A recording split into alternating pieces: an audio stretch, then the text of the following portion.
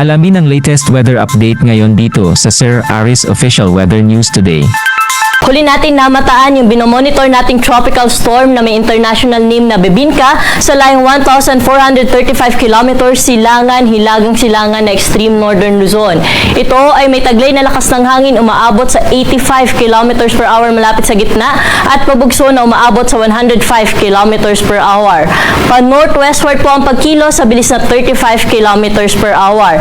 At kung may kita nga ho natin sa ating satellite imagery, nasa northeastern boundary na ho ito na ating PAR at inaasahan natin na papasok na ating area of responsibility ngayong gabi at tatawagin po natin na bagyong C4D.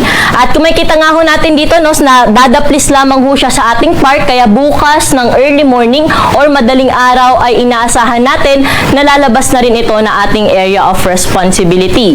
Bagamat malayo at wala itong direkta epekto sa ating Philippine landmass, ay patuloy naman ho nitong na-enhance o napapalakas yung southwest monsoon o habagat na magdudulot ngayong gabi ng mga bugso-bugsong malakas na mga pag-ulan sa may bahagi po ito ng Mimaropa, Western Visayas, Negros Island region at sa may western section ng Mindanao. Kaya pinag-iingat po natin yung ating mga kababayan sa banta ng pagbaha at mga pagguho ng lupa.